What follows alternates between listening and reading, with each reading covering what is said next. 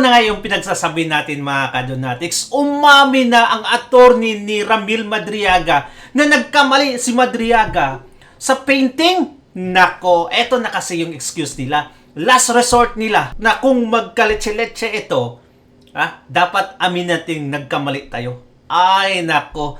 Na-cornered na kasi sila mga kadonatics. Kahit saang anggulo, wala na silang matatakbuhan. Kaya eto, DCRH mga kadonatics ngayong araw, nag-post sila sa pahayag ng attorney ni Ramil Madriaga at etong sabi nila mga kadonatics, basahin natin ng mabilisan. Ayan. Honest mistake? Alright. Honest mistake?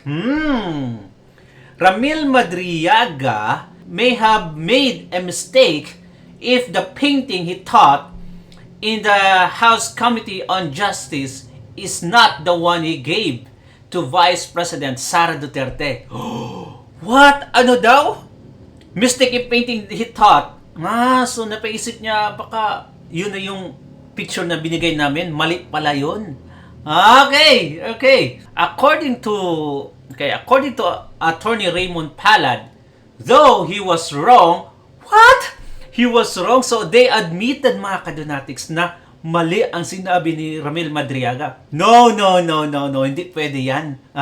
After nyong ilabas sa kamera, sa mainstream media, na eto, binasa nyo pa, ilang beses nyong inisip yan bago nyo nilagay into writing. Ngayon sabihin nyo, I was wrong? Or he was wrong? Ngayon ba? Kasi halos, eto kasi mga kadonatics, bakit pa natanong yung about sa painting? Natanong kasi ni Persid Sidanya at ang nagtanong mga kadonatics about sa painting, which, babasahin natin later, okay? Madriaga shared, it's true that he had a painting given to the vice that was allegedly made by his scholar from Laguna. He added, it has 99% similarity with what Madriaga taught, and there is not only one monopoly of such painting. What? Okay, so napaisip si Madriaga mga kadonatics na, 99% pala na magkahawig talaga yung painting na nasa office ni Sara Duterte at yung binigay ng aking scholar. How is it possible mga kadonatics na 99% magkahawig? Is it really true? Kasi, ang magkahawig lang 99% mga kadonatics, ang DNA lang.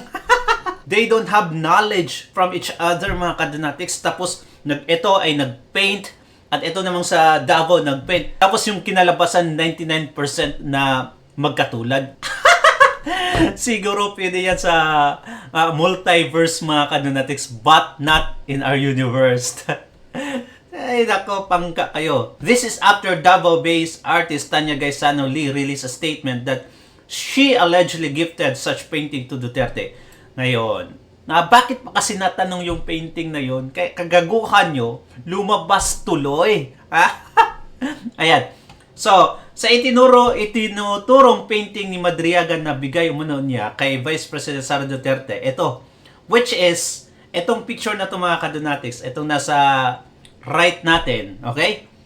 Maling-mali, AI generated, 100% yan mga kadonatics, which we will explain later in this video, okay? And then, itong kay Inday Sara Duterte, of course, ito yung binigay ng Davaoenyo mga kadonatics, Davaoenyo. See. Eto kasi itong si Sedanya, yes, ito. Sabi, okay. Basahin lang natin na mabilisan ito. Bakit kasi yung painting pa ang itinanong mo? Ito si Kokeri doon. Tinanong niya si Danya. Okay. Sorry, akala ko kasi magiging puntos yun para makita ng mga tao na talagang close siya sa VP Akala talaga niya, yan talaga mga kadonatics, nakascript na kasi lahat na ito, tanungin ko yan. At sabihin mo na galing yan sa'yo. Kaya tinanong talaga yun.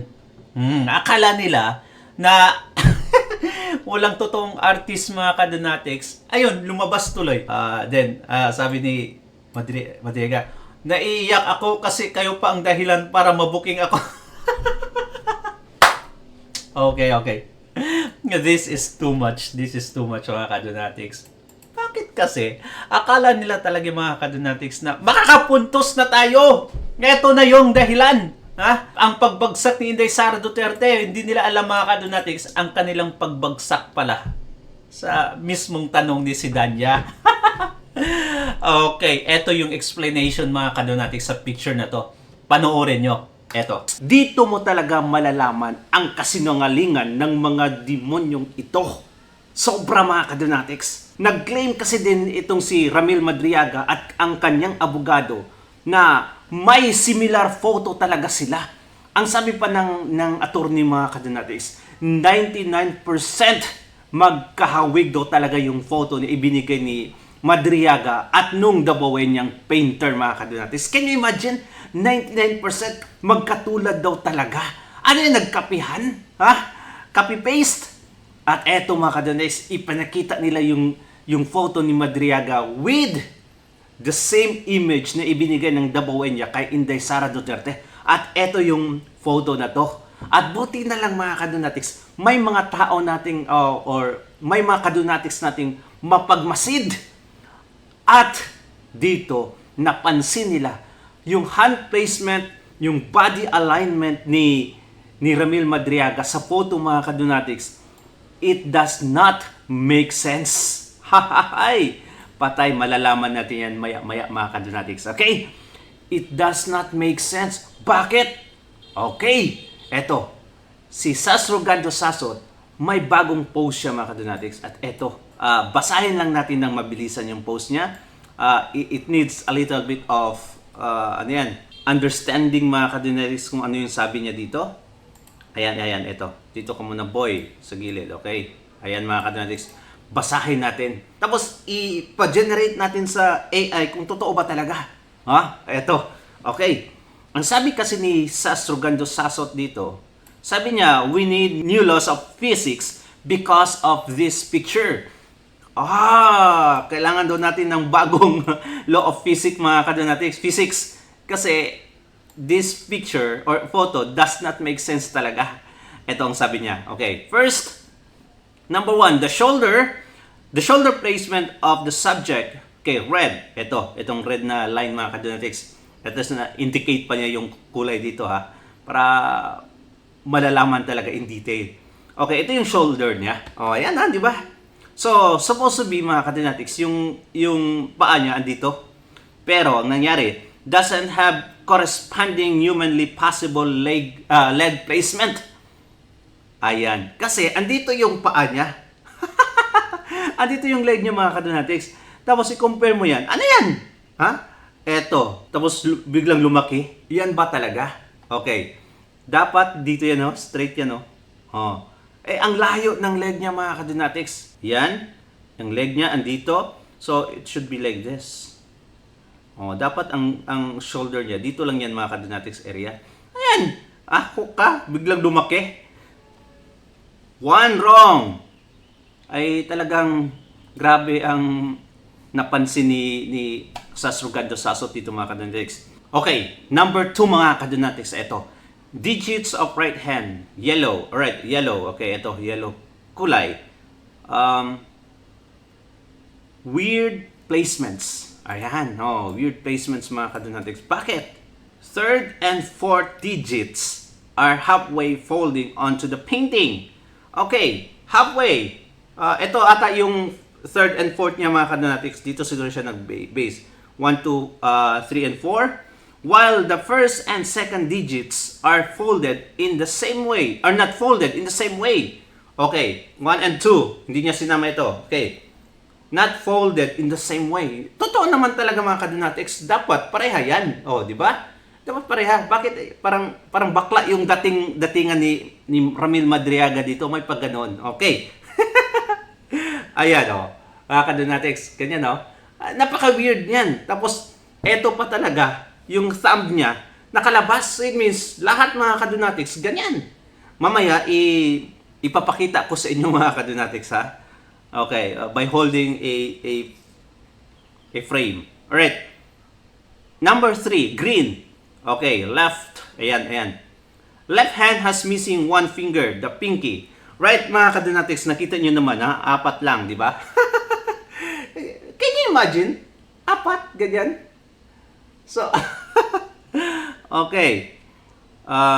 Second to fourth digits are placed too far from each other. Second and fourth. Second and fourth. Okay. Too far from each other. That is not normal when you are holding something. Parang... Okay, so weird talaga, di ba? Number 4, mga kadonatics. Inilabas kasi nilang photo na to na nagpapatunay daw na may ibinigay talagang si Madriaga na katulad gagaya ng painting na ibinigay ng The Bohemia. Grabe, mga kadonatics, ha? What a coincidence na magkatulad talaga yung painting. Oh, di ba? Both thumbs are not in grasping mode. Okay. Hindi daw parang nag-grabs, mga kadonatics, or grabbing something, okay? They are usually behind something when you are holding something. Right? When you are holding something, mga kadonatics, normally, yung thumb talaga nasa behind ng image yan, or photo, frames, anything. Like for example, ito. Ayan, mga kadonatics. If you are grabbing something normally, or holding something normally, ganyan, no? Diretso yan. Oh, yung both thumbs, mga kadonatics, nasa likod talaga yan. Normally, yan yung muscle memory natin, mga kadonatics. Ganyan. Oh. At apat na fingers, naka-grasp talaga yan, mga kadonatics, oh. Para hindi mahulog. Gayahin natin yung ginawa ni Ramil Madriaga, mga kadonatics. At trust me, napakahirap. Grab on something there, mga kadonatics. Try nyo at gayahin nyo itong si Ramil Madriaga, mga kadonatics. Kasi napakahirap. Okay, first, yung right hand niya. Ang right hand niya, nakagrab yung dalawang fingers, mga kadonatics. Okay, first. And then, nakalabas yung thumb. Alright, oh, yan. Parang ganun yung dating, oh. Tapos, yung dalawa, fourth, ayan. Parang, ayan. Ito, nakafold ng halfway. Ayan. Nahihirapan na nga ako, mga kadonatics. Okay, ito hindi. Ayan. Tapos nakalabas. Sobrang hirap talaga. Okay, yan pala, mga kadonatics, ha? Sino bang bungok na maghawak ng ganito, mga kadonatics, ha? Normally. No way. This is so hard to do. Yan. Tapos, yung left hand niya, mga kadonatics, eto, nakalabas din yung thumb. Okay, halfway fold yung first and second, and then ito, lumabas ang isa. Ayan. Nakaganon, ang layo, di ba? Tapos yung pinky wala. Mga kadonatics, sobrang hirap talaga. Like really, napakahirap. Kung normal ka, hindi mo magagawa to kasi it needs lots of practice, mga kadonatics, para magiging muscle memory ito. Kaya, napakahirap talaga. Sobrang weird ng hand placement niya, mga kadonatics, sa pag-grab ng photo na ito. Dito pa lang, malalaman mo talaga, mga kadonatics, na grabe kasinungaling itong mga taong to. Yung attorney pa naman, mga kadonatics, nagsabi na meron talaga. At ito nga daw yung photo. Oh, sobrang weird. At ngayon, mga kadonatics, i-try natin i-generate itong photo na to. Ayan, ito kasi yung original, oh. Yan. Ito yung original. Yan. Itong photo na to, mga kadonatics, sa AI generator. Try natin i-ask, mga kadonatics, kung AI generated ba to or it's just a normal or an original photo. Eto. Alright. Para malalaman natin. Okay, I've never done this before. Not yet. Okay. Copy. Ayan. Tingnan natin. Alright, ito yung photo. Okay, ano yung prompt natin dito? Based on the hand placement, placement and body alignment,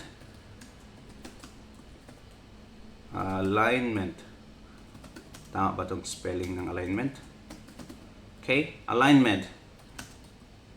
Can you tell if this is, can you tell if this is an AI generated or an original photo? Okay, based on the hand placement and body alignment, can you tell if this is an AI generated or an original photo? Let's go! Ayan. Try natin. Okay, ano ang masasabi ni Gemini? Alright. Based on the visual evidence, this is most likely an AI generated image rather than an original one or original photo. Mga kadonatics, eto talaga, di ba? The most critical indicators are anatomical errors regarding the hand placement and the overall body alignment. Oh, yan na. Okay, pinatunayan. Impossible arm lengths and anatomy. The hands holding the painting appear to connect to arms that would be unnaturally long or dislocated. The hand on the bottom right, okay, the viewer's right, seems to originate from an area far beyond where the man's natural shoulder and torso are positioned. So mga kadi, ibig sabihin, parang malayo daw talaga yung shoulder niya sa hand placement, mga kadonatics, itong sa right hand. Okay, check natin ulit ang photo. Saan na yun? Ay, ang layo nga talaga, mga kadonatics. Look at this. Oh, di ba? Ganyan ba talaga? Parang napaka-awkward ng placement talaga, mga kadonatics. Ang layo. Ilang inches yan, di ba? Oh, dapat ang dito lang yung kamay niya, oh. Oh, naka-fold yan. Apat dito lang yan, oh. Ayan. Okay. That's one. Next. Number 2, inconsistent depth and shadows. The hands are interacting with the edges of the canvas in a way that defies physics. Ayun. Interacting, mga kalyo. Defies physics talaga. Kasi, napakahirap, mga kadonatics, ha? They lack appropriate depth and consistent lighting. Okay, lighting pa din. Making them look like stickers placed over the painting. Right. The hand on the left is holding the edge, yet there is no realistic indentation or shadow. Oh, I see. Ayan. Okay. Tama. Ito. Walang indentation of shadow. Right, mga kadonatics? Word placement pa daw talaga. Weird. Grabe. Okay, next. Number 3, mga kadonatics, confusion or foreground and background. Foreground and background confusion. The hand on the far right, okay, far right, near the other person in yellow. Okay. Right. The hand on the far right, okay, right sa atin. Near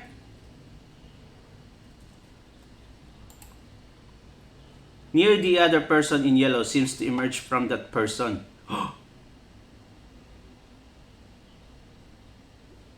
Okay. Sabi niya dito, parang galing daw itong image na to, or itong hand na to, mga kalis, parang galing daw dito sa person in yellow. Ito sa gilid. So weird talaga, di ba? Kung i-consider mo yung physics, okay? Alright. Kasi ang sabi niya dito is,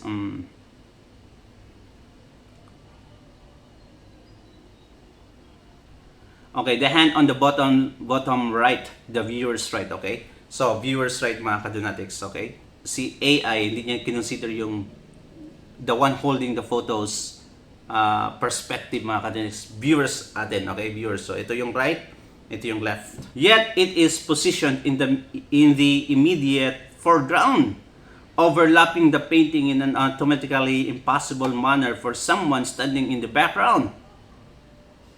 Okay. Yet yung hand na yan mga kadonatics, yung sa right viewer natin, okay? Position in the immediate foreground. Immediate nga talaga mga kadonatics. Ha? Nakaposition siya.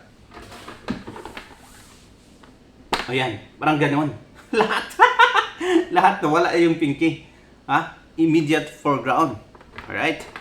Then, overlapping the painting in an automatically impossible manner for someone standing in the background. See? Impossible daw mga kadonatics. Anatomically impossible for someone who's behind the painting. Ay talaga mga kadonatics, hindi mo pwedeng ganyan i-grab yung image na yan or anything. Ha? With your right hand. Sobra. So, ang conclusion ni AI? These specific types of errors are classic hallmarks of modern generated AI struggling to understand complex 3D spatial relationships and human anatomy within layered scenes. Oh, dito pa lang malalaman natin mga kadonatics na talagang AI generated. Lahat kasinungalingan talaga yung mga pinaggagawa nila. Sobra mga kadonatics. Dito pa lang malalaman mo na tama yung assessment ni Sastrogan Sasot. Try nyo mga kadonatics, ha? Okay. Try nyo, i-hold nyo, or, hold on something na ganyan, malapad mga kadonatics. Tapos gayahin nyo yung postura ni Madriaga. At malalaman yung mga kadonatics kung gaano kahirap. Sobrang hirap. Oh? Hand placement, ang layo nga talaga dito sa shoulder niya. Di ba? Ang layo mga kadonatics. Sobrang layo. Di ba? Tapos, aside from that, eto, napaka unrealistic. Kasi yung leg niya mga kadonatics, hindi siya proportion sa shoulder niya. Diyan pa lang malalaman mo na talagang AI generated. Although, itong si Madriaga, andyan siguro mga kadonatics, but holding on something, not the photo itself. Di ba? Sana may makapag-upload mga kadonatics kung ano talaga yung hinawakan ni Madriaga dyan. Sobrang kupal nila mga kadonatics. Sobrang kupal. Ganyan katindi ang laruan ng mga demonyong ito. Ha? Para lang sirain talaga ang imahe ni Inday Sara Duterte. Ganyan ba kalala na ngayon? Ha? Yung daliri 5 versus 4, what do you think mga kadonatics? Sobra, di ba? Grabe kakapalan ng mga, sobrang kapalan lang taga ng mukha. At ito, panoorin natin itong si Vic Rodriguez for another video mga kadonatics. Comment down below kung anong masasabi nyo sa AI generated photo ni Ramil Madriaga at ng attorney niya mga kadonatics na biruin nyo, 99% daw talaga magkatulad ang painting nila ng isang painter from Davao. Can you imagine that? 99% mga kadonatics. That is almost impossible. That is impossible talaga na magkatulad, na wala silang knowledge of each other mga kadonatics. Di ba? Sobra. At before natin tapusin mga kadonatics, eto nalaman na kung sinong behind the scene ng Madriaga's famous acting. Eto. Before mag-end tayo. Ayan. Number 466 po, Madan Chair. Si Matubato. Si Matubato. Ayan. Cut! Ano ba yan, Madriaga? Walang Si Trillanes na isang bading. Ay nako, membro para ng LGBT ito si Trillanes. feeling. Diramatan ng taong bayan. Again. Number 466 po, Madan Chair. Si Madam Chair. Cut! Ano ba yan, Madriaga? Walang feeling. Diramatan ng taong bayan. Ayan, si Trillanes pala mga kadonatics. Anyway, part of the crew pa friend din pala si Matubato. Ay talaga mga kadunatics, dapat na si Las Cañas dyan, baka siya yung cameraman. Thank you so much and God bless you mga kadunatics. Ingat palagi. Comment down below at babasahin natin yan. Bye-bye.